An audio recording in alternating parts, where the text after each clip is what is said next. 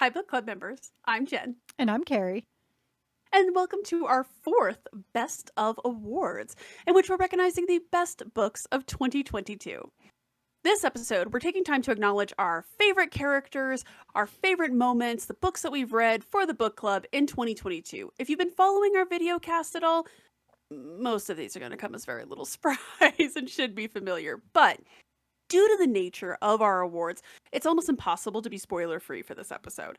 We will try to do our best to announce at the beginning of our award, like what book it's from, and then try to keep them about 1 to 2-ish minutes. So if you haven't read a book that we're talking about, go ahead, just skip ahead a bit to avoid any spoilers, and be sure to check out any posts and accompanying podcasts for any books that intrigue you. With that, let's dive in into what really wowed us. Our first category is our bro/romance. Now, this can either be a romantic coupling, a platonic friendship that really stood out to us this year, or just a couple of people that we really liked. Classic examples of bromances would be Uriel and Basanius, and a classic romance example would be Tonacrid and Dermot Catherine. So let's start off with you, Carrie. Who was your favorite bro/romance this year? That'd be Baggett and Claude, like hands down, They're my honorable mention. So tell us why you chose them. because they're hilarious. Oh my God, yes. I got nothing else. Like they're funny and they're bros and they're never going to be separated. Pretty much. So I put them down as my honorable mention because I love the symbiotic relationship they have of the brains and the brawn, but also I love Claude as this giant Jiminy cricket to Baggett. Right? Like he's not the brains, Baggett's the brains, but Claude has just enough moral center to keep Baggett from getting a little too carried away. Right. I almost said too big for his britches, but that feels that feels like a rattling slur. Well, Yes, but they were my honorable mention because they're just a great romance. It's just two good friends, and I love that. I love seeing that in the books. Friendships make me happy in the 40k universe, as do romances, because it's so dark and awful, and people need friends. so what My what was your winner my then?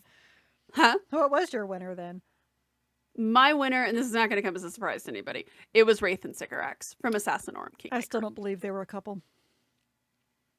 I do fight I me, I but know even you if do, but I don't. I did not read that into it. So But even if they aren't a couple, I do like that they form this good friendship. They start off the book kind of like, I don't think I like you that much. And for me, the scene that sealed it is that end scene when he's sniping people off while she's like ducking and weaving through the crowd and through the doors and stuff to get around people. And they got this nice like pulley system of hmm murder. And I like the idea that I want to work with you again. Like again, I like when people they find friendship in this awful, awful universe. They especially find among another person. the Assassinorum. But I mean, you could Exactly. actually say that about the three of them. Oh The yeah. three of them developed great friendship, and one even pretended to be dead, and they're helping. Like that's kind of huge. I think it also taps on a concept within the 40k universe that I really always find interesting, and that is the idea that when they all work together, instead of being siloed and playing who is king of Crap Mountain, um, it all works better. So weird. Like, because are you saying teamwork makes the dream work? I am saying teamwork makes the dream work. All right, seems legit.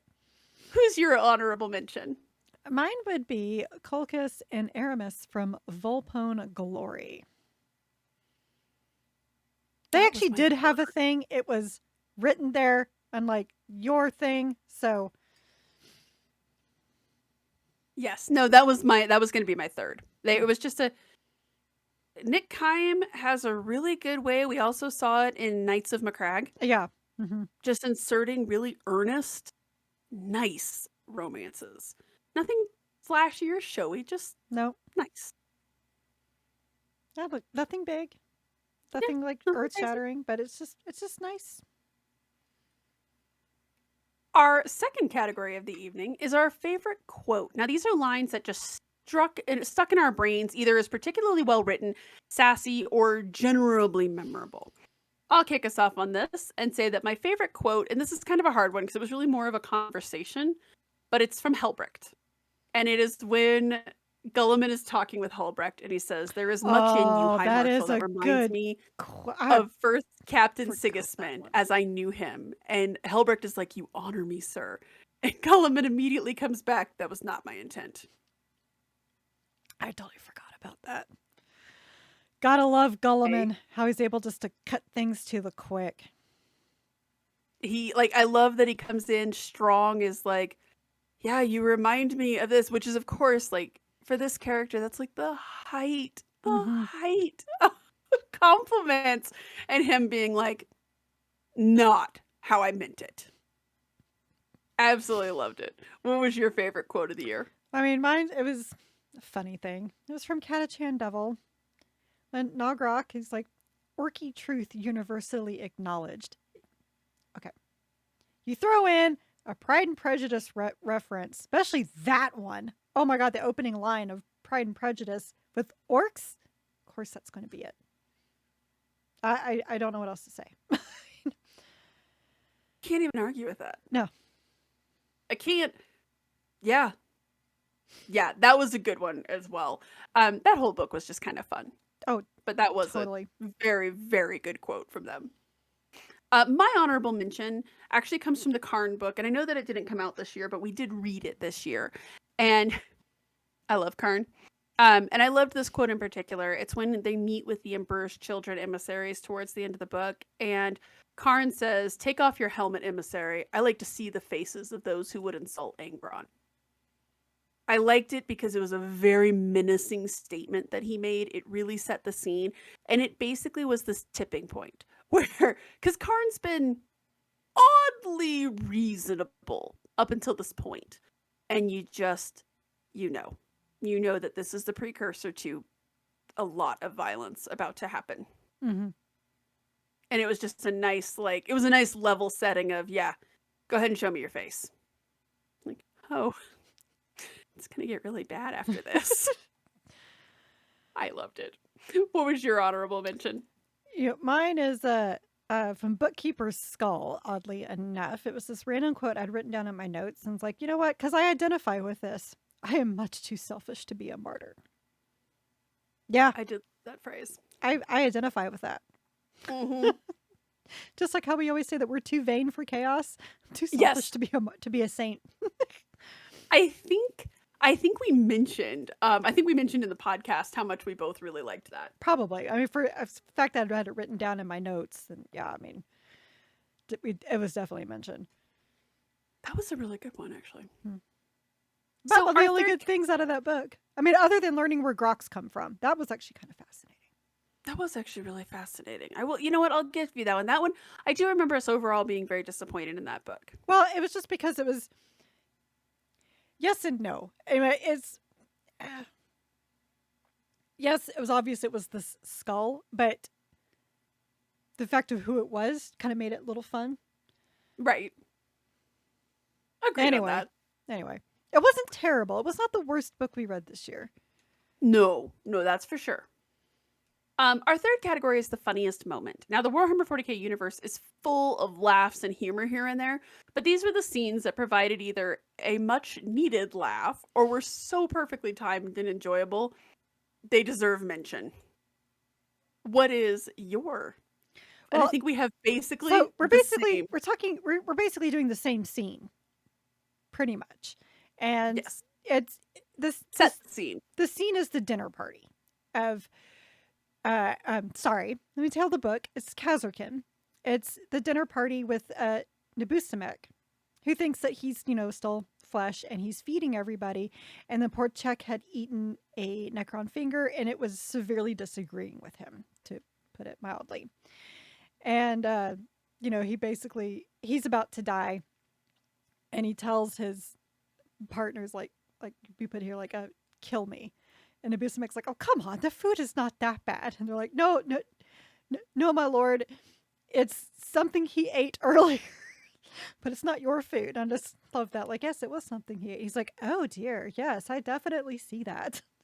I see what the problem is. You have bugs. Yeah, And then he just cures it. He's just yeah, like, oh, we'll just take care of that. Oh my God. It was such a funny thing. And because the scene was being treated, and I'm going to talk a lot more about it later, obviously, but the fact that the scene is so serious, and then when he's just like, kill me, well, the food isn't that bad. Like, it's just the fact that everybody else knows what's going on, but right. Nabusamek is just like, I have no idea what's going on. He's just having a dementia episode. Um, I laughed so hard in that whole scene, pretty much start to finish, and you could have Yeah. found most any moment from that, Well, my and I honorable would have. mention is what happened before that when he Oh, accidentally kills Obasakura. And he's just like, oh dear, I shouldn't have done that. And he's like, I should fix it. I will fix it. And he does. And Obasakura's like, I don't know what happened, but I'm pretty sure I was dead. He's like, oh, I am so sorry. Killing you was a complete accident, sir. see, that was your honorable mention Yeah. again. It pretty much from that point, Yeah. basically the point where they meet Nabusamek to the end of that whole scene is just, oh man. It is, it makes that whole book, I mean, the whole book is very, very good, but if I had to point to like one scene to make you read the book, it'd be the dinner party scene. I mean, you got a dinner party with Cadians, Kroot, and a Necron experiencing some dementia. Dementia about his flare curse. Yeah. Just makes it absolutely wonderful. Oh, I thought I had my quote for my next one. I was going to cue it up really quickly. I thought I had the page marked, and then I just found out that I did not because, oh, I do. Okay, My good. husband was Because I see yours and I'm like, I don't get it because I don't remember this particular thing. So my honorable mention goes to Assassinorum Kingmaker again. And this is one of those scenes, I love fan service when it's done right. And I think I've said that before. Mhm. When fan service is done correctly and subtly, it's absolutely wonderful. And it was on page 168 of Assassinorum Kingmaker. And it's when he's talking with one of the noblewomen. And she's revealing her hunting hounds. One of them is named Yarick. The other one is named Creed, and the other one, she says, the new one is Ibram Gaunt. He's a good little bird dog, aren't you? So she has her dogs named after famous commissars, and But no Kane. well, I do love that Riken says it's best not to mention that it wouldn't be appreciated, and she's like, why not? Like, she's like she genuinely didn't understand why her dogs being named after famous commissars would be considered maybe a little off color. I don't know why, but that scene again, it was just some good fan service, just like a little that just it tickled me and I laughed really hard about it. And I still think about that and have names for my future pets. I'm disappointed she didn't name one Kane because that would have been a good little bird dog. That would have been a good little bird dog. Well, especially when she explains it and she's like, well, what else is the guard for other than flushing out prey? I mean, she ain't wrong. She ain't wrong. So let us diverge from our funny scenes and go to our biggest oh my god. These are the scenes that either had us figuratively or literally with our jaws agape, unable to comprehend the scene we just read.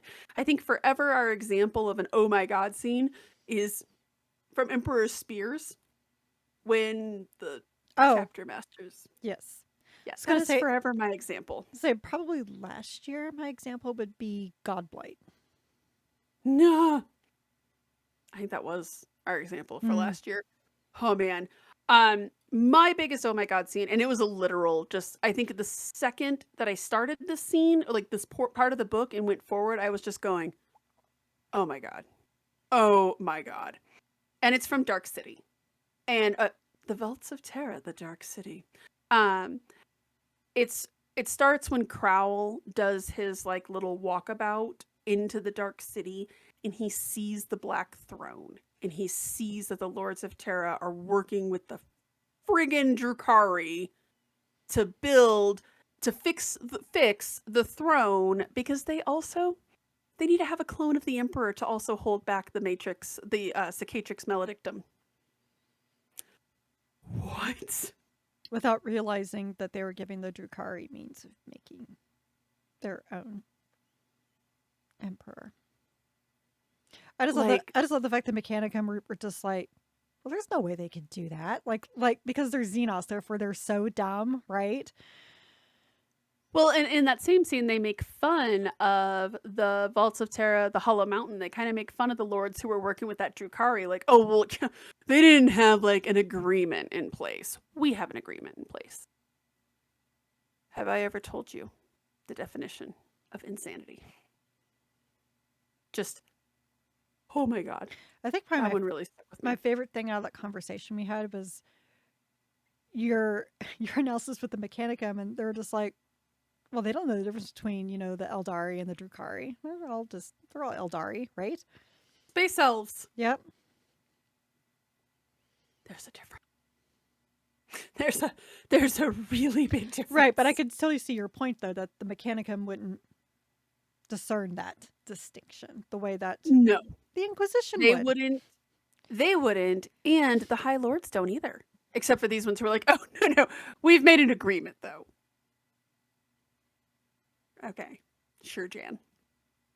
What was your biggest oh my God scene this year? It was honestly an awakenings when discovering that Mandareth was not really Mandareth.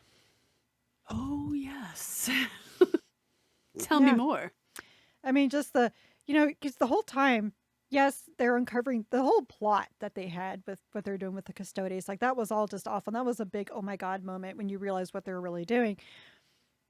But, this whole time she's been wondering, like, who this person is who brought me back and why. And then he just disappears. So she's like, well, I didn't have any more questions to answer. And then you find out, oh, by the way, there's a reason why he was acting so weird. It's because he's kind of being possessed by a demon right now. And it opens a lot of questions. Well, so some of the theories that I've seen, and people are probably right, it's the same demon with the demon host that she was using back in the comic series. So and that makes sense to me, and there would actually be a kind of poetic irony to that. Right. Again, have I ever told you the definition of insanity? And a lot of that, there's just so much arrogance with the Inquisition in general. And as much as I like Sabathiel, a lot of arrogance going on with her too. Oh my gosh, yes. And like and the best part is she still doesn't see what she did was wrong. No. All she sees is like, but the Grey Knights betrayed me. Yeah. Space Marines are bad, and I need to let everyone know that. Mm-hmm. Meanwhile, I may or may not have let a demon out. Who's keeping track of these things? Yeah, because she's Ordo Hereticus? Yes. Okay. So what does she care about demons? That's not heretical. You see, heretical is ultimate betrayal of the Imperium, which is clearly not what she was doing by consorting with the demon host. That's what the Grey Knights did. And that's what the Dark Angels did. But also, other people are heretical when they play with demons because they don't understand what they're doing and they don't have an end goal. I have a goal and I know the risks, so it's okay.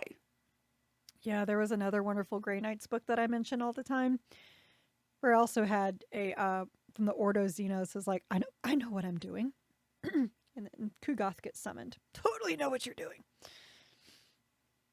I meant to do that.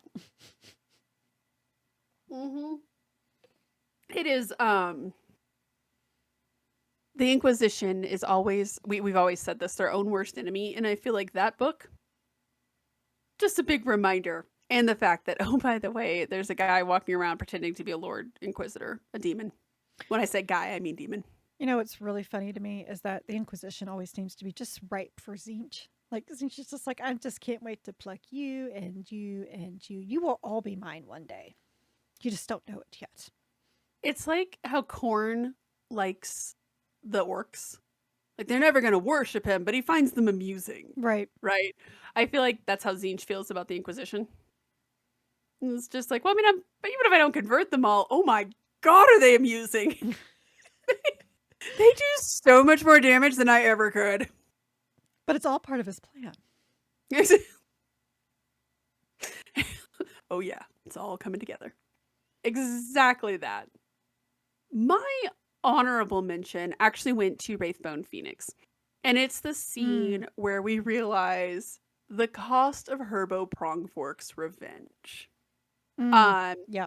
for the first half of that book, you are, oh my god, you feel so outraged for Herbo Prongfork, and you're so sad for him. And you're even kind of like, yeah, the captain deserves to be sick. What the hell? He sucks. And then about the halfway point, you start to be like, I feel like there's something else going on here. But you don't know which way, right? Mm-hmm. And then when it's revealed that Herbo Prongfork essentially drives this captain crazy and sacrifices not one, but two Imperial vessels because he was ashamed and he got branded. Like, I'm not saying that what happened to him wasn't wrong and not okay, but like, that's not revenge. That's Right. vengeance.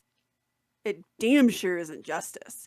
And just And for how what? So we could die all alone all alone, covered in feces. and most likely starve to death. Yeah. You know. His death was not pleasant. No. And that was the depth of his hatred. And just seeing Baggett realize, like, oh, that's not good. And I liked the idea because it was a really nice little lump of sugar for Baggett. Not that he was a bad guy, but like, it was this kind of, okay, even I do have a conscience. Like, I pretend to be this, like, devil may care kind of guy, but even he knows when things are too far. yeah. And his outrage when he realizes, like, you killed at least 50,000 people. And how many of them were What? were Ogrins and Ratlings? I remember he mentioned that as well. Yeah. It's like you killed your own people to get at this one guy.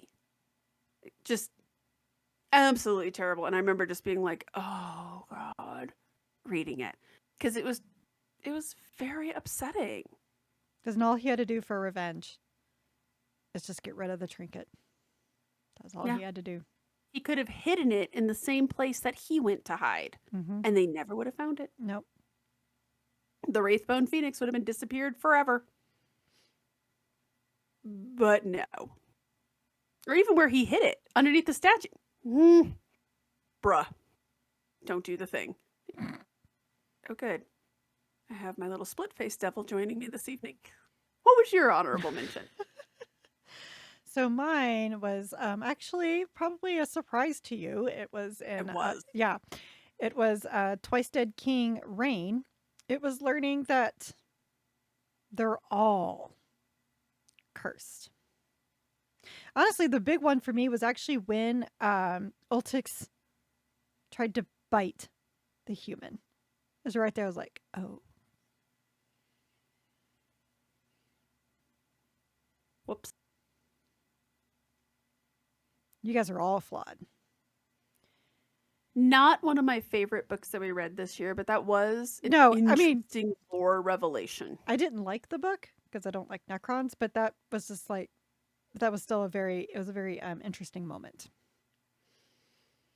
It was. And I think Kazurkin kind of took that ball and ran with it a little. Right. To show that, yeah, this, because we've seen with Ruin and Rain, we got to see a lot of like these people, they're numbered, they're miserable. Most of them wake up half crazy, and the ones who don't even have the Flayer curse just don't remember who they are. Like it's such a tragic backstory and tragic existence, and that's saying a lot within the Warhammer 40k universe. And then to just kind of be like, oh, by the way, this is kind of inevitable for all of us. Right. Just the whole idea that they can't let it go of not breathing, of not having flesh. And to the point, what's so crazy to me though is that so we see, Nebusimek, but he's not to the point where he's like, he wants to carve up everybody. He hasn't gotten there. at that point, because he just is like, oh, no, I don't need to because look at me. I'm totally flesh. Like he just sees himself that way. So he doesn't feel the need to, I guess. Oh, I want that guy's skin. I want to silence of the lambs, that guy. They're so far in denial. They're building pyramids. You should be ashamed. I'll show myself out. It was. I actually forgot about that good, too until I saw you put it down. I was like, well, that's actually, that was kind of a big deal. Like that, it's a pretty big revelation. And again, I do appreciate that the Black Library has kind of leaned into this humanizing of the Necrons, but in a very different way than we've seen other evil factions humanized, right? Mm-hmm. I like this idea though that they're no longer just cardboard villains. Like, oh yeah, that's an orc. They like to kill stuff, and oh, those are the Necrons. They're basically unkillable and they've got laser beams. No, they're starting to like show you this is what they're like. Terrifying. Yeah, I mean, is a short answer. Right. Terrifying, and you don't want to talk to them at all, ever. Just throwing that out there. I don't know. Dinner parties seem pretty lit. Right. So speaking of that, our fifth category is our favorite scene. So this is the scene that was either so important or just really cinematic that it just stuck with us and just kind of lives rent-free in our heads. What was your favorite scene? It's actually one thing it does I think about a lot. It's from Huron Blackheart. And it's when the Ultramarines show up, take the spirit of Macragge. They're like, and Huron's like, looks like they want their ship back. like, haha, good luck. Basically, yes. Mm-hmm. It's a great scene because it's very cinematic and it really shows you a lot about who Huron Blackheart is.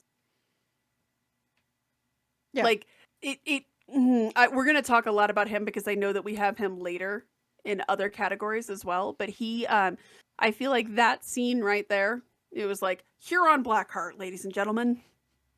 I mean, he doesn't care that, we're about to be invaded. He's probably going to lose his new Knights toys that he has. Not the Knights, but I forget what they are. I'd struggle with some of the Mechanicus stuff, remembering all of that stuff. But he's going to lose all that. But he's fine with it because he gets rid of an adversary in the process. And he didn't even really want the ship anyway. It was so funny. In fact, he's like, I think they want their ship back. And they're like, well, fire's like, look at that. It's not going to shoot at its former comrades. That's funny. Well, and just the fact that that's going on, and he's like, you don't say.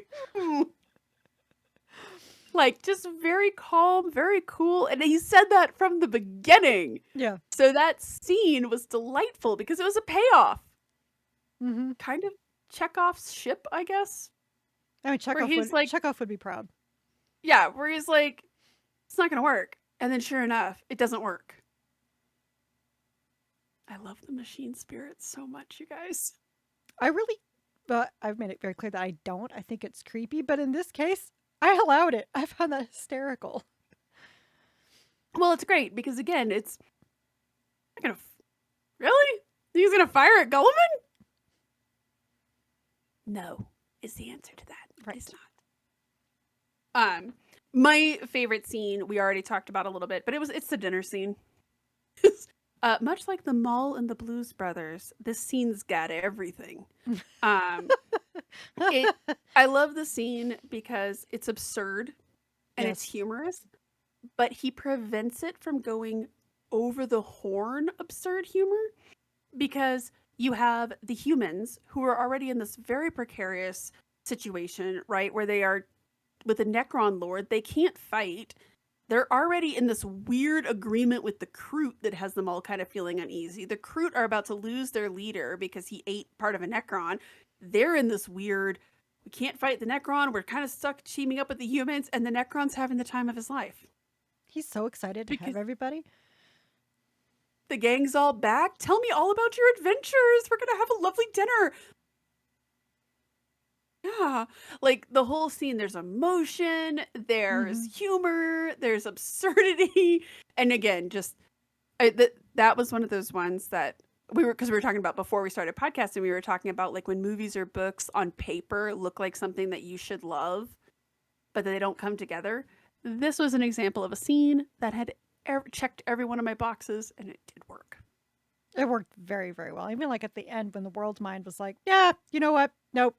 Like you're staying in here because you're crazy and I'm taking over things. And even though the world mind didn't understand that, the more it was letting out, the more it was letting out the infection. I found that very interesting how it's kind of stuck with that. But I also love the fact that Obaseki is like, I think I can help you with your problem. And he's like, do tell. And they end up working together with this guy, all in exchange for teaching him how to keep his sand Orem together. Which is delightful, but then also sad at the end, right? There was just so much emotion, like so much emotion packed into this one scene. It was like an onion. And it was just really well written. And I think you and I both said in that podcast that Eduardo Albert is very quickly becoming one of our favorite authors. I loved everything about this book. I know we're going to talk about it a little bit more later because, yeah, but Literally. yeah. But yes, it was a very excellent book. And I think we both kind of went into it like, oh, good, the Cadians in the Tau. Yay. Um, not not what we came in for. Now, you know what? This was my favorite Tao book ever. That is fair because the Tau weren't in it, you see. Exactly. They were in it for like 5 minutes. And then they exited stage right and forgot to come back. Uh, what was your, I have got to hear you describe this. What was your honorable mention, Carrie, for your favorite scene? That would be the end of Catachan Devil because it was kind of it was kind of Catachan. It was a Caddyshack like thing. If you've ever seen, I know I'm probably speaking to young kids who are like, what the hell's Caddyshack? Caddyshack, the end scene, they end up blowing up the golf course. And when the bombs are going off, they actually play John Philip Sousa, which, if you don't know who that is, you always hear it when you hear fireworks. So, and honestly, and that's pretty much what happened here. They just were setting off explosives all across this fort, wherever the orcs were, and all I could think of was John Philip Sousa playing. Um, I would not have put that particular piece of music to it, even though I loved the scene, but that's hilarious. Yeah, that's really all I could think of. And it was a very satisfying ending to what was a fun book. Yeah, it was fun. Not like an amazing life-changing book, but definitely fun. I mean, you have the Catachan and the orcs, like, And the orcs and infighting about being sneaky or not. It was great. and debating on whether or not that was cowardice to be sneakier. Mm-hmm. And the Catachan were somewhat infamous amongst them. Right. Yes. It was just a really good ending to a book. I will 100% agree with that. My honorable mention, again, this comes from Assassinorum Kingmaker, and it was the scene when the Green Knight appears. When just that whole lead in, because you've been told about this myth, right, of this Green Knight and this like birthright, and then you discover whose birthright it is, and then this Green Knight coming out and saving everyone. As you said, as we were actually, again, this is harkening back to a conversation we had before the podcast where we were talking about taking classic fairy tales and kind of turning them on their end or bringing them into another lore, and the whole idea of bringing, because the knights in and of themselves have this very Arthurian courtly style to them, and just leaning right on in and bringing in part of the Arthurian legend. I just loved it. Oh, actually, I I it thought was you were going to make a Sir Gawain and the Green Knight reference, but that that works also too. that works as well. But I liked all of the stuff they brought in there. It was a well done scene. It was very like, oh yes. Because at that point, everything's going to hell in a handbasket. Yep. Or hell in a knight helmet. Because don't align with chaos. Okay? Oh, the best part was the Mechanicus who did. And some of the lords. You were just like, yeah, that seems like a good idea. I like it. Let's do it. Well, yeah, because we can't have the king be dead. No. Right. That would be weird. But what's not weird is joining with chaos. No. And our mortal enemies. What even is wrong with you people? Moving along. Let's talk about our favorite antagonists. These are the villains we either love to hate or the villains we were maybe cheering for a little bit towards the end. There have been so many great examples of this over the years. I will start off by saying that mine, and this is going to be a hot take, so bear with me here. I was going to say, I just looked over. That is a hot take. This is a hot take. Bear with me. It's Colonel Yurton from Krieg. It's technically in his mind, like all good antagonists, he views himself as the protagonist. Red letter media jokes. He thinks he's the good guy. But when you look at it, it's both sides in Krieg, right? It's the people who want to defect, and it's him. They ruin their planet. They destroy their planet. This is the very definition of a Pyrrhic victory. Mm-hmm. You have won, but at what cost? Mm-hmm. And, people had mentioned to him all throughout the book, like, dude, just leave. Just take all of our people who are still loyal, get on a ship, and let's go. We'll go get the Inquisition. We'll go do anything else to come and deal with this. And nope. Nope. Not on my watch. Not on my watch. We will kill every man, woman, and child with chemical weapons if that's what it takes. Dude, listen to yourself. You have, obviously, it's a very complicated system, and no one person is responsible for what happened to Krieg, blah, blah, blah, blah, blah. But towards the end of the book, it's almost solely on him. Mm-hmm. But he makes the final decision. The final decision, and okay. If he had gone and gotten the Inquisition, let's address the elephant in the room. Had he gone and gotten the Inquisition, they were probably just going to exterminate us the planet. Okay, fair. But at least that would have been like the Inquisition doing it, and it would have been super quick. They would have just exterminated us the planet. What you did took years. Absolute years. And essentially, and I keep thinking about this with the people who are in power on all of these planets in Warhammer 40k, the civilians, the citizens who just want to continue their lives, mm-hmm. They just want to continue to live a nice, normal existence. They want to go to the store, they want to go to work, and they want to eat dinner at night with their family. That's all they want to do, really. Just couldn't let it go. No, because because he was right. Exactly, because he was right, and he was on the right side. On the one hand, yes, you are right. But, like you said, at what cost? That is a hot take, but I do feel like, again, I feel as though that book, even though he's portrayed as this hero, right? And when you discover that the Krieg guy is like, well, I am Yurton, is my name. The implication being that they're almost all clones of Yurton. Mm-hmm. Nope, sorry, can't cheer for you, buddy. You were the villain all along. Just saying. Who is your favorite antagonist? Well, mine seems pretty weak compared to that. That was actually a really good insight. But no, mine was actually the sneaky orc Nogrok from Catachan Devil. That's just because he cracked me up with his logic and his tactics. I have decided there's nothing scarier than a smart orc. This is true. And the fact that he observed and learned and was like, oh, I see what they're doing. We could do the same thing.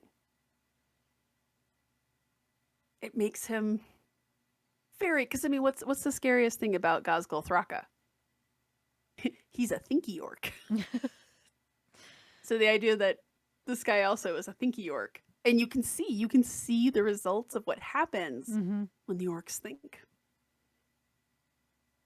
Which is terrifying. Because they're already terrifying. Right, exactly. It ain't good. For the Imperium, it ain't good. No, it'd be like if army ants could think. Nobody wants that. Well, and he was a great antagonist because you feel so bad for him. Because he's like trying to convince the boss, right? Like, no, we just need to be sneaky. And, it's cowardly. Dude, Yeah. just listen to the man. I mean, well, what do you expect from, aiming is for cowards? My favorite lines ever. That might be one of my all-time favorite quotes. Like if we were to do an all like of the last 4 years, maybe we'll have to do that like at our 5th year. We'll have to do like a retrospective. Um, Amen's for cowards will forever be a favorite quote. Yep. Because it's just true. My honorable mention for my favorite antagonist is Huron Blackheart. And while he was, again, the protagonist of his story, he's an antagonist of the world. And I loved how Mike Brooks treated him. I loved that he resisted the urge to do one of two things. He resisted the urge to have him snidely whiplash in a corner, just twirling his mustache and cackling behind his coat, right? Of being just this truly evil, despicable guy that makes you go, why would anyone follow this guy? But he also resisted the urge to Fabius bile him.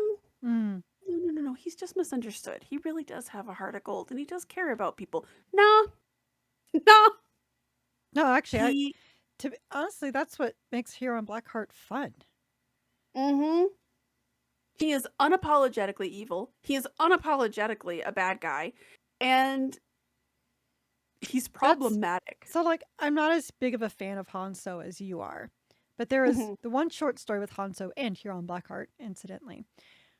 I know the story. But Skullhearts. Yes, but with the way that Hanso acts and pretends to be doing these certain things because that's what people expect when he really has like other plans in play, that's fun. And he doesn't care. That's the best part about it, is that he absolutely does not care about any of it. So that makes it fun. I think that's why I like, Huron Blackheart. He's like, no, I don't care about anybody out here, but so I'm losing a ship. I don't care. Sucks for you though. Right. And as we were just talking about with that scene with the ship, he takes one look at that ship and he's like, it's nice and all, but you're never gonna use it. Well, like, what's the first thing he asks? He's like, do you have Gulliman? Well, he got away. He didn't want the ship anymore. No. And I do like how it makes him seem like he's kind of being petulant for a few seconds there, where he's like, oh, you did get this ship and I didn't. But then he immediately, no, this is no prize. And he is that type of guy. He's constantly thinking, he's constantly calculating. And quite frankly, he's going to be a problem for Gulliman. Yeah, eventually. Like, he is going to be a guy that they're going to have to deal with. He is not going to get killed in some side battle. He's going to be a guy. And you also get the impression that Abaddon's probably going to have a come to Jesus talk with Huron at some point as well. Well, like, he's going to actually have to deal with him. Huron Blackheart, the last line in this book, like I wrote down in my notes, it's like, well, one more master's died. Why not a second? Like, yeah, he didn't care. He does not care. Nope. He is on his side and his side alone. He just wants to just wreak havoc with what he's doing, and he's just fine with that. He doesn't, if the Imperium falls, okay. If Abaddon falls, okay. What does it matter? Yeah. He is not a full nihilist, but he's definitely skirting it. And honestly, I see him as a guy who just wants to be free. Mm-hmm. Very much so. He's a classic anarchist. Right. Yes. I want to do what I want to do. I don't want anyone to bother me, and I'm not answering to anybody. Mm-hmm. And the fact that neither Abaddon nor Gulliman can call him to heel. He's just a great antagonist for the world. And you know what? Before that, I'd always liked him because he showed up like in some short stories here and there, and I was like, oh, he's a very interesting character. I thought what Mike Brooks did with him was great. Mm-hmm. I thought he was an absolute excellent antagonist, and I'm excited to see what he can do with him next. Your honorable mention was almost my honorable mention as well. Yes, mine is Commissar Rinsaint. So we will not be naming our dogs after him. But No, he was from that would be a bad dog. he was from Volpone Glory, and he's the guy. Volpone Glory was interesting in the fact that, you already have the weird dichotomy with the Blue Bloods to begin with their weird politics and their honor, but with the plans within plans within plans within plans that Ren Saint was all doing to get his particular way was unreal. When you find out who really was the mastermind behind everything.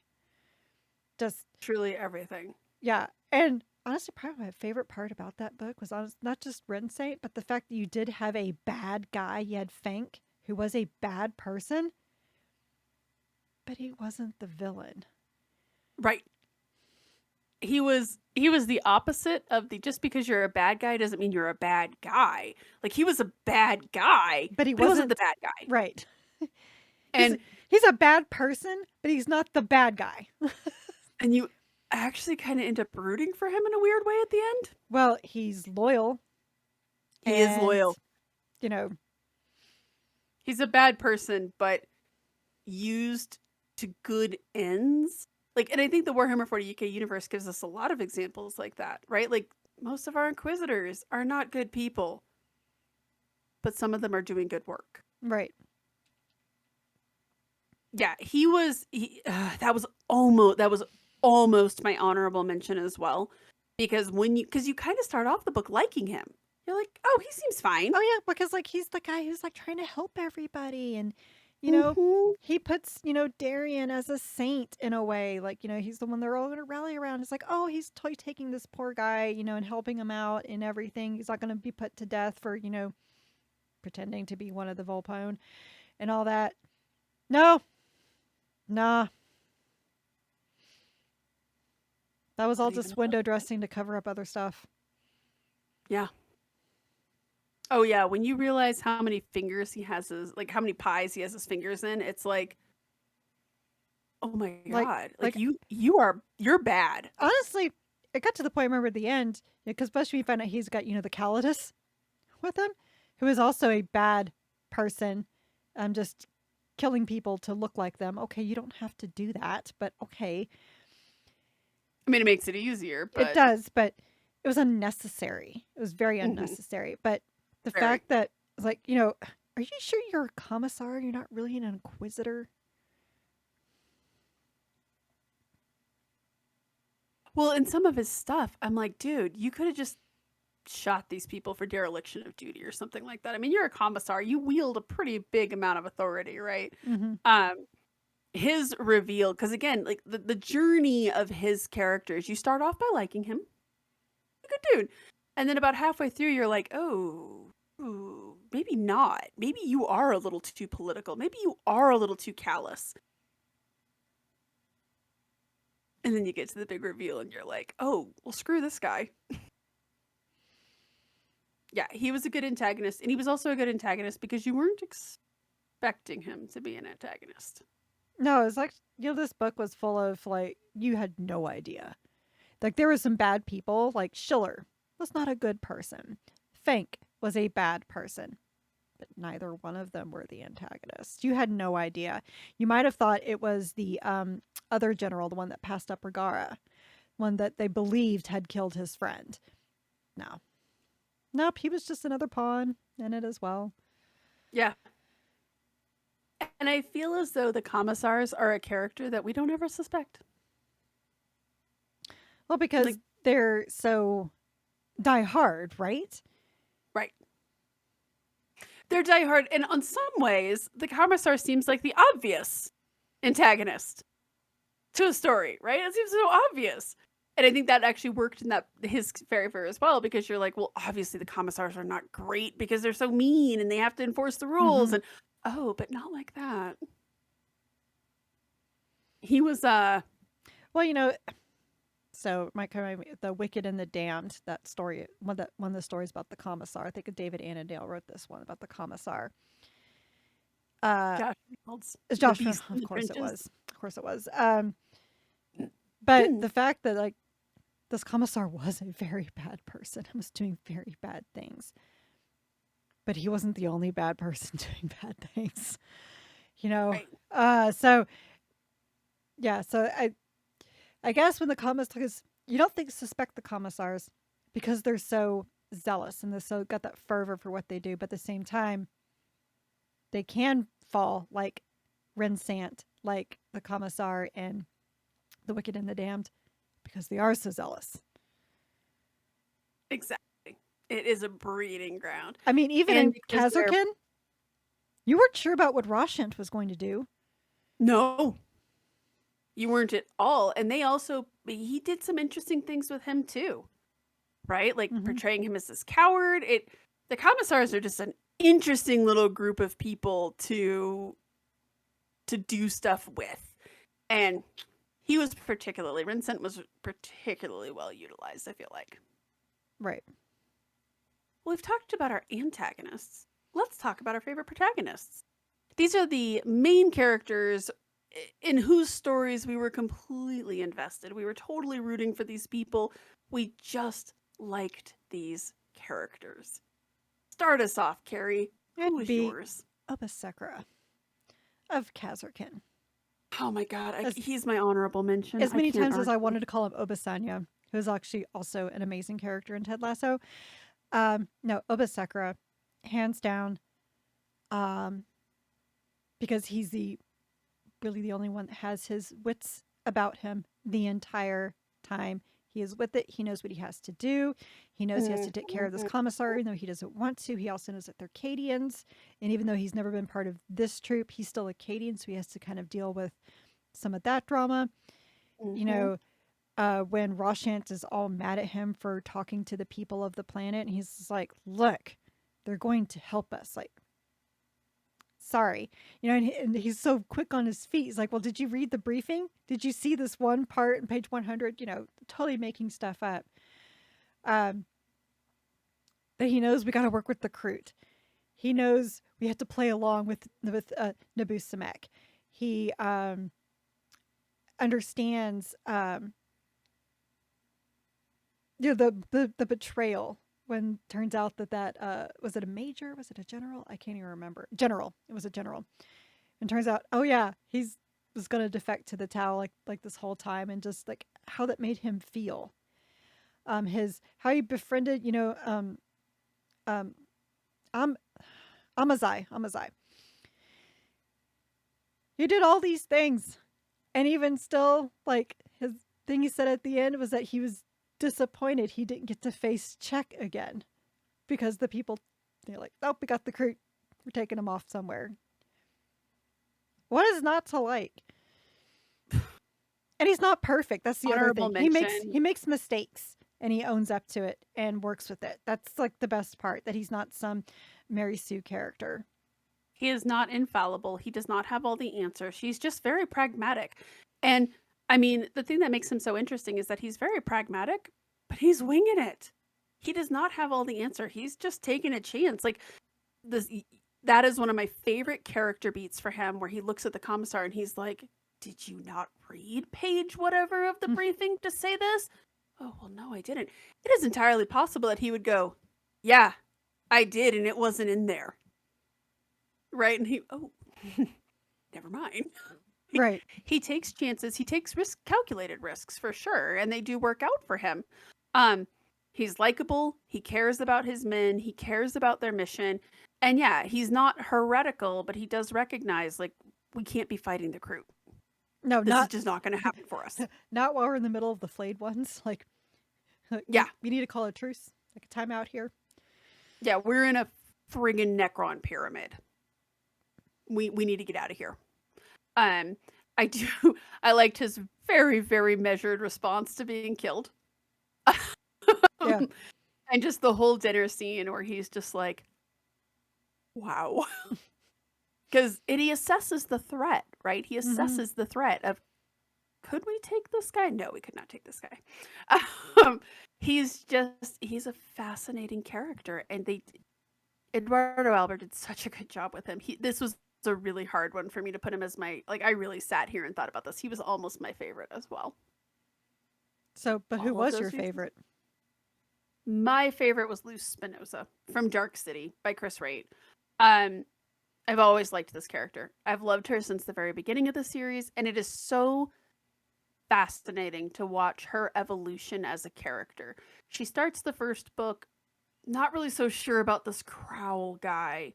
The second book, she's very flustered with Crowl, and she's like, well, I'm here. I'm the one who's got to make these tough decisions. And she starts off Dark City being a little frustrated with Crowl, but then her loyalty to him kicks in, and she's like, he had a point though. Mm-hmm. And the way that she fights to the way that she fights to make sure that they find him and that his discovery and his investigation gets heard.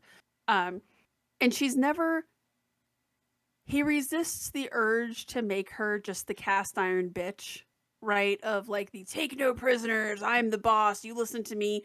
But he also doesn't make her wishy-washy. Mm-hmm. She's just a very stalwart character, and I want you to know I'm still not over her death, because just the other day I was talking with my husband and I was like, oh, we were talking about Watchers of the Throne 3 when that eventually comes out, and I was like, well, what would be really super cool would be if our giant soulless babies eventually hook up with Crowl and Spin. No, that's not going to happen. Well, no, they're all dead. They're all dead. The fact that nobody made it out of that book alive, and while I kind of thought that something bad was going to happen and that Crowl wasn't going to make it out, I'm not over this emotionally. And her like trying to crawl out to that portal for safety, just, oh man. I loved Luz Spinoza, and alas, we knew you too infrequently, I guess, or not well enough. And it just reminded me that Chris Wright has killed better characters than a lot of authors have dreamed of writing. Pour one out for Luz Spinoza. You gonna be okay? No. Okay. Well, while you're like sobbing over there. Well, I'm verklempt. Who was your honorable mention? Tyrone Blackheart, of all things. That's fair. Yeah. He was delightful. He was. I'm not sure I'd go to a dinner party with him. Mm-hmm. Maybe if I was a space marine, like I feel like Hanso could go to one of his dinner parties. Well, Hanso could, okay. Yes, but no. No. I wouldn't trust anything that was served. Well, and the thing that makes him interesting is that I looked at him more of like as the antagonist, but it's his book. It's his story. He's definitely the protagonist of this book. And the antagonist is actually the Emperor's Children asshole. But I know that's not narrowing it down. But that's really what. Which one? The one in this book? the one in this particular book? It's just just pick an Emperor's Children guy, probably a dick. He was a fun villain to love. Mm-hmm. Again, Mike Brooks did a really good job of being like, so what exactly is this guy's deal? And that was his deal. He just wanted to hang out in the maelstrom, do his own thing. Do his own thing, yeah. Just leave him alone. All right. The moment we've been waiting for. Oh, we're going to draw. What is our best book of 2022? I think it's no surprise that mine is Kazarkin by Eduardo Albert. That's a hard one to argue with. You and I even said when we read it, we were like, oh, this is a contender. Mm-hmm. Tell me more. I don't know what else to say, what I haven't already said. I mean, of all the weird things, this book inspired me to read Dune. Fair. It's like I've never ever wanted to read Dune. I've never seen the movies. I know I've heard things that Warhammer is based off of the ideas coming from Dune. But now that I have been reading Dune, I'm like, yeah, well, what hasn't been based off of Dune? Let's be real here. Let's be real. So, I mean, just for the fact that it's making me pick up this book that's I don't want to say how old it is. Written in the 60s. 60s. Yeah, this 800-page book. I only have 150 pages left to go. So I've actually, really... It's a dry read. Ha! Nice. Intentional fun is unintentional. It is. It's dated. It's It is very dated. it's It's a dated. product of its time. Yes, it is. But the fact that you got this book that actually inspired me, even though I knew Warhammer was loosely based off of Dune, or took a lot of the concepts from Dune, I should say that. Right. This is the book that pushed me to actually like pull the trigger and start reading. And says something. yeah, Actually. there's so much about this book, like, and I didn't want to read it because I saw Tau on the cover, and or on the back cover, and like I said, this is the best Tau book ever. But everything about this book was great from start to finish. It was, and I feel as though we've had a few years like this where at the end of the year we read a book and we're like, no, this was really like one of the best books that we read. The Wicked or The Infinite and the Divine comes to mind. Yeah. Oh my gosh. Where, yeah, it's not just that Kazarkin is fresh in mind. It was just a really good book. And I feel like, especially with you, I feel as though Kazarkin was the very definition of surprise and delight. Yeah, I can see that. Mm-hmm. Yeah. Because I mean, when we got the book, you were kind of like, great. Like Cadians. Tau. Yay. So excited. Well, I think both of us were kind of like, well, even then, when it came out, there was Necrons. I was like, oh, son of a bitch, it's Necrons. Why does it have to be Necrons? I hate Necrons. And then I love the book. So. Yeah. And I think we both said that in the podcast, that when they were like, oh, yeah, Necrons. Oh, it's the flayed ones. Look at that. Original. How ordinary. And no, he can't even argue with that as a choice for best book of the year. It was definitely in my running. Another theme that I hate. I hate the zombie horror crap. I hate that. It's so overdone. And again, like, it was on paper. This book has everything I would hate. And I ended up loving it. And on that day, her heart grew 3 sizes. No, I totally agree. You and I both were like, wow, this was really good. Definitely a top contender for it. And again, I think you and I both said too that Eduardo Albert is definitely a rising star. Oh yeah, somebody that we're both very keen to see. I mean, he's written 2 books that we've just loved. So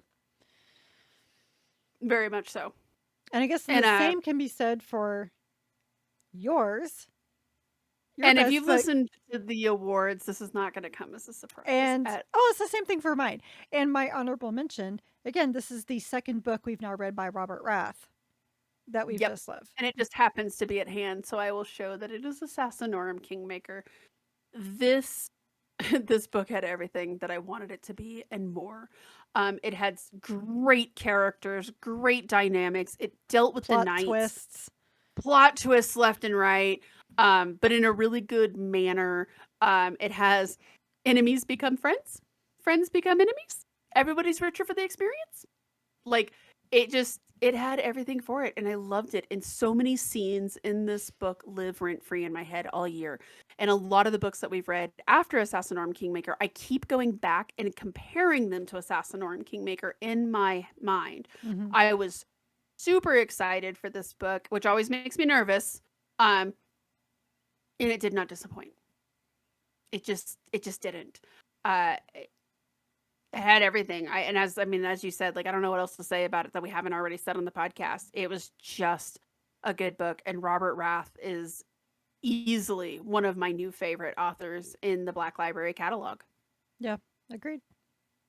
Super talented, super inspired. Just absolutely love it. And I know that this was your honorable mention. Yep. Yeah, it was just fun, and we had a lot of fun recording the episode about this one too. Mm-hmm. Yeah, I took a lot of interesting notes about this one, which is actually saying a lot, because if you guys could see if you guys could look through my notebook and see like all the detailed notes I took, like when we first started this podcast, it's like what I did this year. It's pathetic. Didn't even really take notes this year. In fact, that's going to be my New Year's resolution, is I've got to get back into good note taking, because when we started to try to figure out what was the best for this year, Yeah, It was difficult. it was. Yeah. Because Better notes we next forgot year. what we read. Pretty much. Yeah. And the funny thing is that at the, like, I don't know, maybe 2 or 3 weeks ago, I was like, "Ugh, we didn't even read anything good this year." Oh, wait, no. No, actually, we read a lot of really good things. And I had to go back and look through them. My honorable mention, again, this won't be a surprise to anybody. It's Vaults of Terra, The Dark City. I loved that series from the get-go. I was really excited to see the third book. And even though I'm a little verklempt about him killing everybody, and especially what happened to Gorgias, justice for Gorgias, um, I loved it. It was a really great send-off. Really, in the Warhammer 40k universe, it was a very Warhammer 40k ending, and it was a great send-off for all of these characters. It had a little burgeoning romance between the hired gun and the assassin. I thought that was great, especially when she looks at him and she's like, "Our children would have been formidable." I think I started like tearing up from there and going forward. Um, I just loved it. It was an excellent book, an excellent send off. I don't want to have my heart ripped out like that again by Chris Wright. um, No pressure for Watches of the Throne 3. my giant soulless babies get killed, I will riot. Um, I'll just crawl under my desk and eat a pint of ice cream and sob. I don't even like ice cream. Um, but it was again, I think we really did read a lot of good things, and there were so many. We'll talk about this later, but there were so many things that I was like, oh, but what about this book? Hey, what about this book? So from going from those two polar extremes to we didn't read anything good to we read so many good things. it's kind of an emotional roller coaster. I'm just saying. So that was our best book of 2022. Now, every now and then, because of Black Library's publishing schedule and just the way that things do be that way sometimes, we did have to dig into the Wayback Machine. So, and I want to give credit to some of those books. What was your favorite book that we read that was published before 2022? I think we have the same one. We do. Karn. We didn't have to dig back into the Wayback Machine as much No, as we because, have in previous.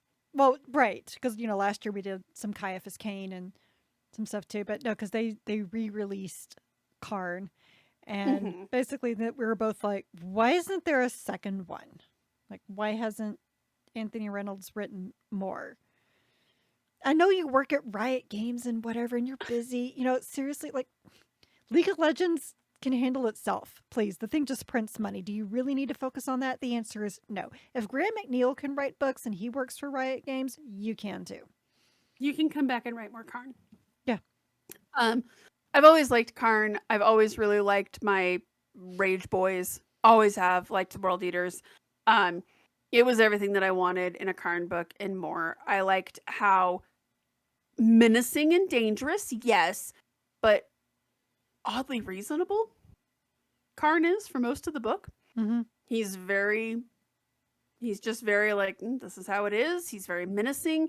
I like when they're dealing with the emissaries. I had that honorable mention for my favorite quote was when he's like, I want to see the faces of those who insult Angron.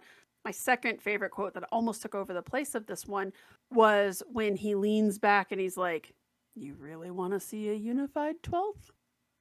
And he's like, yes. Let the killing begin. Right. Just, that's the cue to violence. Is just, do you really want to see that? Like, and then you start Be careful to see, what you wish for type thing. very much so. Very much so. And you could make a lot of arguments that they should have just left Karn. They just should have left him. He is dangerous. But it was just a good insight into him, into the Legion, into kind of what happens after Terra and how he starts to go down this path. The red path. Yep. The red path. And becomes the chili con carne that we all know and love. More like all know and fear. All know and love from a very, very far distance away. It's like a storm. It's like, tornadoes. They're really cool. Somewhere else. Yeah. I live in Colorado. Tornadoes are really cool when they're happening over in Kansas. And they're not going through anybody's homes or anything. And they're just kind of there existing and being very pretty and interesting. Yes. Yeah. But it's like the Lords of Silence, right? Like I've always said that Vorks is one of my favorite characters. from a distance. Oh, yes. I don't. You don't want to go hang to out with that him. dinner party either. I do not want to go to that dinner party. Do not go to that dinner party. I would go to Huron Black Hearts before. Like, if I had 2 invitations, like, sorry, Huron already got to me. I'm not going to eat anything.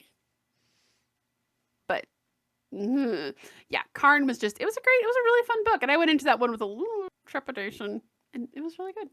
Yeah, especially because we're like, who's Anthony Reynolds? We haven't read anything by him. No, I hadn't read, and I don't know how, and I think we even said this in the podcast, but I was like, I don't know how I didn't read this book before. So, I have a total cop out here because unfortunately the other books that we read this year that were published pre-2021, I did not enjoy at all. No, well, because they were Ariman. So yeah. So I was like, as much as like I really didn't like the Ariman books, there's a few scenes that do live rent free in my head. And, honestly, and with Unchanged, it was, I can't remember the guy's name, and I could have looked it up and I just didn't care. But basically, the guy who's up for revenge for what happened to his, for his legion, just like that, that plant that Ariman had. And then you just kind of, anyway. I can't think of his name, no, but yes. But just like, just Ariman's plans over plans over plans. And yeah, I didn't pick Sorcerer because the whole I knew this was going to happen thing was kind of like, okay, like you've done this shtick before. But with this one, just seeing like how far ahead he was actually planning with stuff, that, and it had the mathematician guy, and I loved him. He cracked me up. He was easily the best character in that book. He was super fun, super exciting. And yeah, and I do remember how much you really enjoyed a lot of the scenes in that book. Mm-hmm. So that one didn't surprise me too much. But I mean, we were scraping we didn't have, which is actually not a bad problem to have, that we had, we didn't have to go back into the Wayback Machine too much like we did the year prior. During COVID, we had to do a lot of Wayback Machining. And next year we might have a couple Wayback Machines because they did just release special editions of 2 classic books. So we might have some of that next year. But yeah, I mean, not having to do it very often is good. And at least one of the books we both agreed we really enjoyed. So now it's time for conjecture. What is your most anticipated book for 2022 or beyond? And now this could be a book that has been announced. It could be a book that you just kind of hope is in the hopper and will eventually be revealed. I will start by saying, because we have the same choice, as soon as they released this, we were both like, yes, please. It's Cypher, Lord of the Fallen. Yeah. Is there a single Warhammer 40k fan who hasn't said to themselves at one point, what is Cypher up to? Especially since they revealed in one of the game books that Gulliman encountered Cypher. I have questions, as Carrie would say. Yeah, Cypher was part of what he saved Gulliman from the Red Corsairs. Him with the Grey Knight. Honestly, that whole thing is very interesting. Gulliman is like a Gulliman, a Grey Knight, and Cypher all walk into a bar. I don't know who's going to live with this one, but yeah, I'm very looking forward to Cypher for obvious reasons, but I'm cautiously optimistic because I'm not pleased with who the author is. I'm there with you. It should be Gav Thorpe. Fight me. Okay, normally, 2 years ago, I would have been like, are you out of your mind? But ever since reading Luther, I was actually very disappointed that Cypher is not going to be written by Gav Thorpe, because I feel as though if nothing else would be the perfect companion piece to Luther, it would be a Cypher book. And the idea... Gav Thorpe gets the Dark Angels. Neither of us are super hot on John French. It's not that I'm not saying that he's a bad writer. He just is not my cup of tea. Yes. So I'm very cautiously optimistic. And after having read his Siege of Terra novel, oh boy, he's got a hole to claw his way out of with me. very cautiously optimistic for it because, again, I feel as though even with John French, Cypher is just too interesting of a character. There's just too much going on. There's too many questions. There's too much. That's like, what is going on? But see, that's the thing. Like, John French hasn't written a book that we've read anyway that deals with this kind of espionage and intrigue and unknown. He's been very straightforward I in would say, his yeah, you're books. right. Because, like, and before anybody comes in and they're just like, oh, but what about his Inquisitor series? I'm going to disagree hard with that. Um, it's more, those books are more focused on unfolding other plots. Mm-hmm. This is the plotter, not the plottee. Right. So that's going to be a little hard. This is, Like, on one hand, I feel like he's so interesting and there's so much going on. It's going to be easy. But on the other hand, I think the only other writer who could do Cypher justice, that's not Gav Thorpe, is Chris Wright. And the yes. reason why I say that is after reading the Erebus short story. Mm-hmm. Because Chris Wright gets these types of characters. So, I mean, I may not be being fair to John French, but when I saw it was not Gav Thorpe writing, I was very disappointed because how can you have a book about Dark Angels where it's not Gav Thorpe or even Phil Kelly? I mean, Phil Kelly also gets the Dark Angels. Mm-hmm. Agreed. Actually, you know what?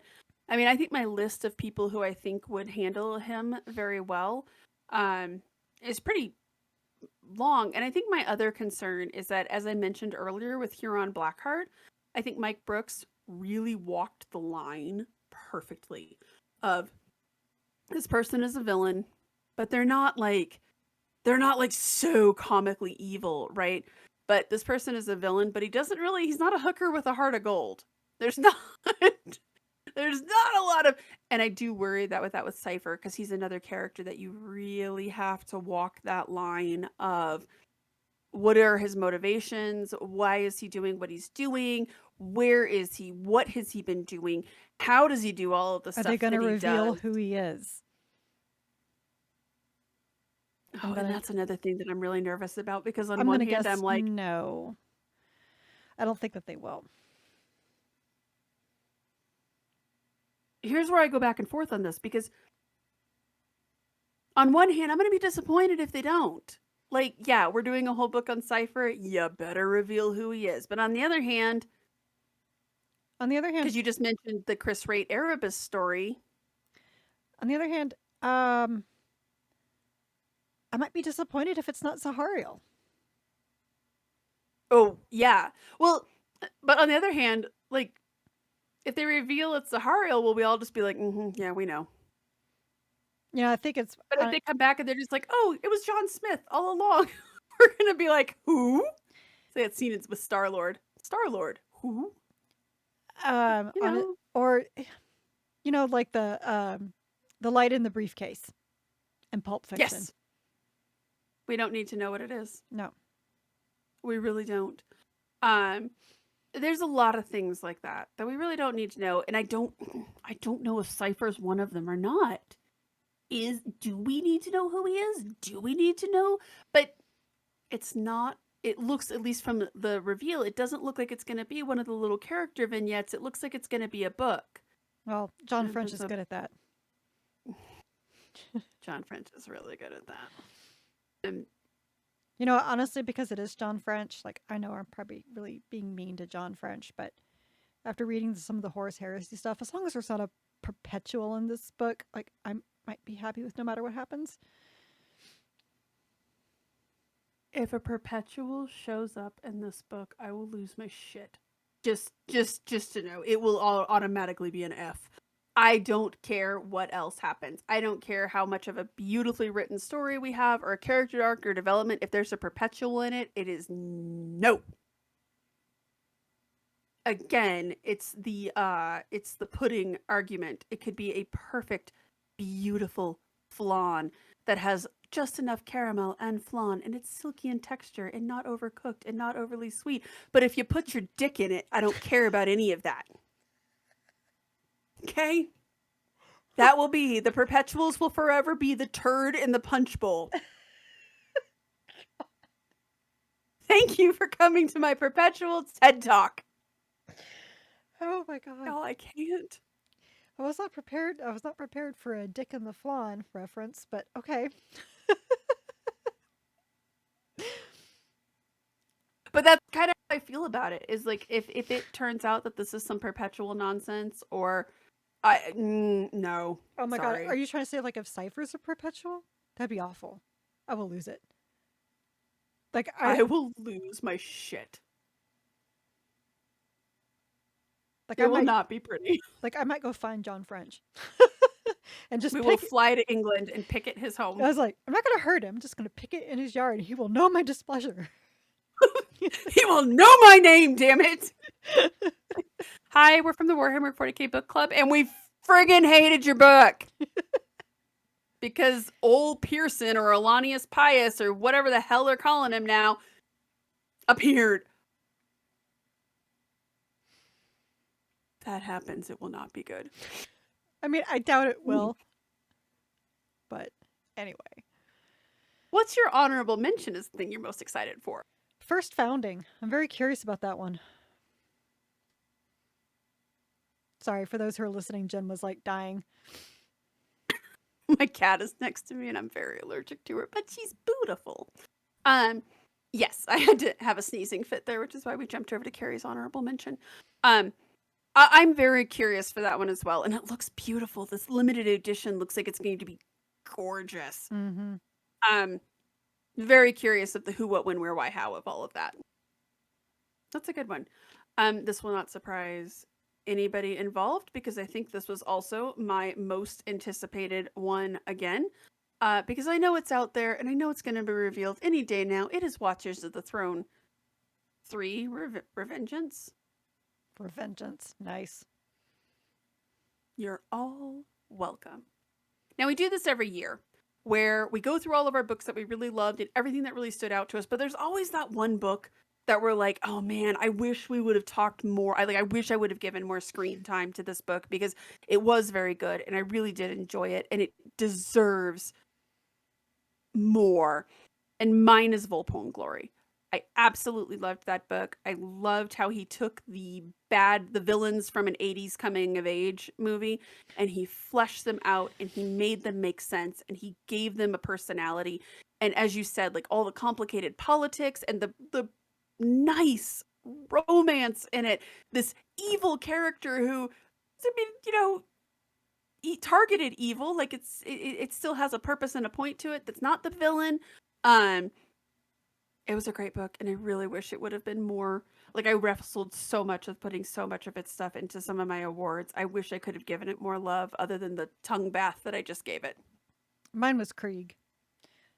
That was my runner-up. And for me, it's because Krieg, I knew nothing about the Krieg, except for like happy shovel noises, and I didn't understand, any of that. The happiest of shovel noises. So learning this about the Civil War, how they became the Death Corps of Krieg, and the back and forth of like their past and where they are present it was an educational experience for me. So I really, really, really enjoyed it. I really enjoyed it. And I also liked that they showed past and present. So you got to see how they got here, but then you got to see how they react and how they act now. And quite frankly, a cavalry charge in the 40k universe with literal horses. I mean, I approve. The gotta love the World War I aesthetic, right? With the mustard gas masks and horses. Oh my god! And the horses have masks. And the horses have gas masks. It's just of course delightful. they do. They're probably cloned too. My daughter asked for a trench coat for Christmas, and the one we got her was army green, and so I've been calling her Krieg because she's really leaning into that World War I aesthetic there. It just either that or Chernobyl cleanup. It was a really good book. It was a really good book. I think we both went into it with good high expectations, and it did not disappoint. No, it was good. Really enjoyed it. Well, you have 2 runners up. Yeah, I really couldn't pick between the 2. So because one like lives in my head rent free, and that is Day of Ascension. And Why? because I can't help but laugh at how bad these people have it that they think gene stealers are a good idea. Like, how I think it sounds awful, bad when you say it in that tone of voice, like, how Carrie. awful are the Mechanicus, were with them, harvesting, their people for Skitarii, not even like, uh, following their own rules because they have a quota to make and we just don't care because so we might have killed some people that could have been, good Skitarii. Well, doesn't matter. My dinner was cold.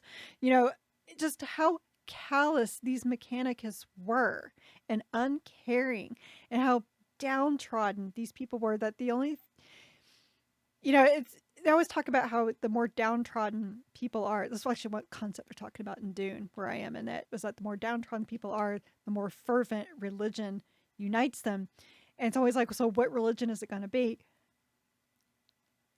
NIDS. Of all the things, NIDS Right.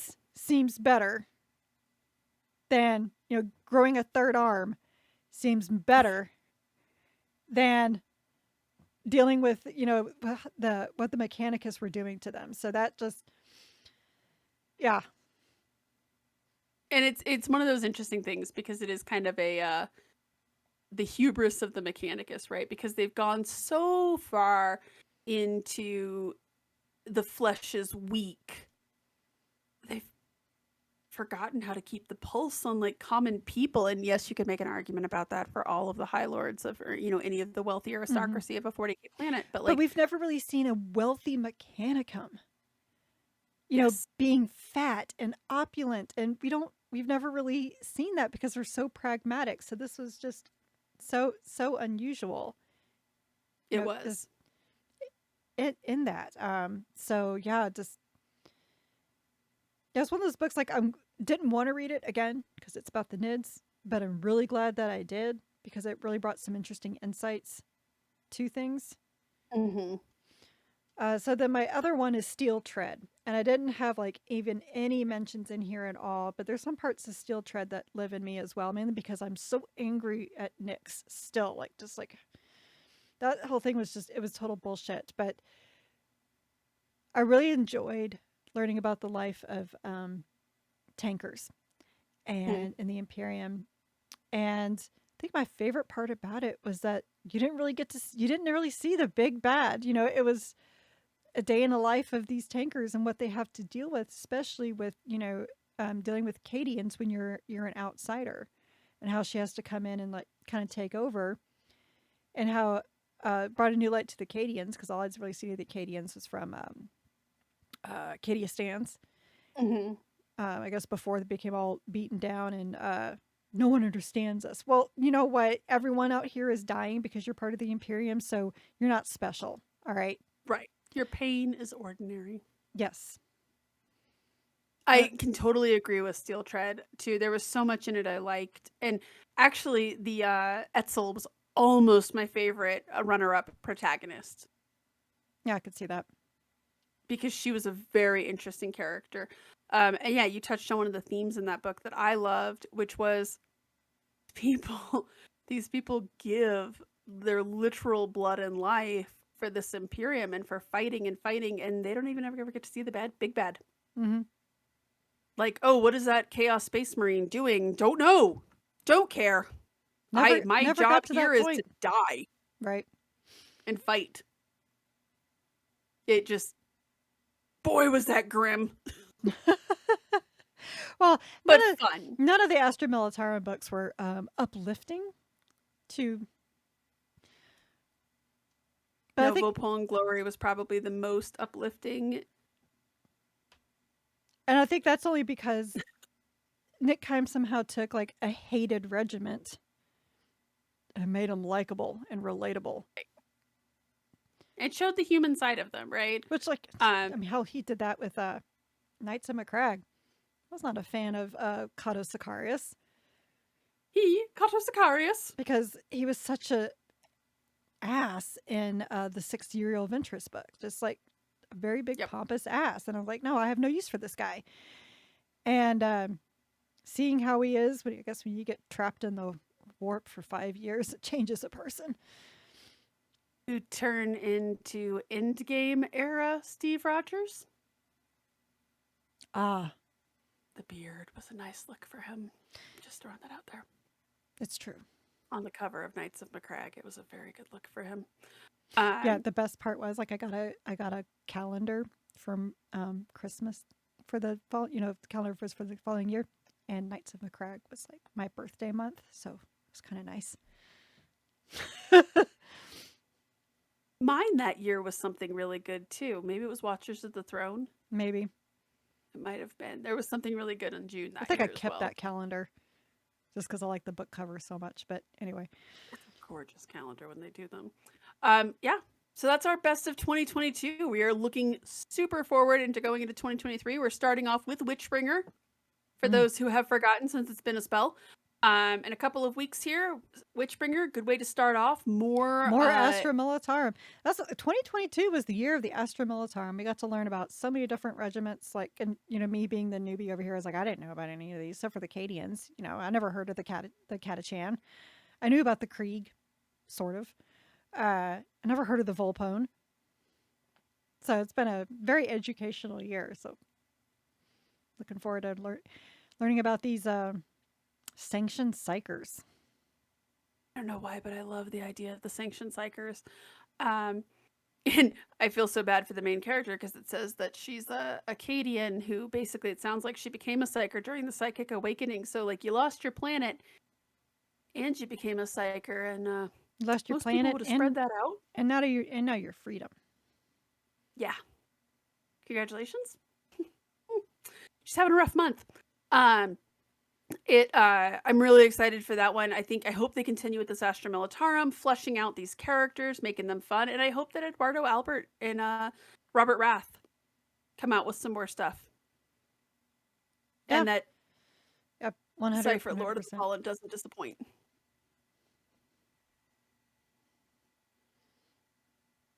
I'm sorry. Burning. For our blind viewers, we're crossing our fingers on both hands. Lots of finger crossing right now for that. But yeah, do you want to take us out, Carrie?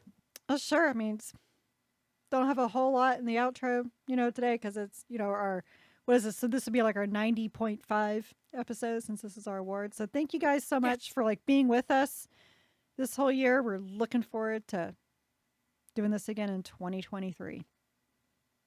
Have a good night. Good night, everyone.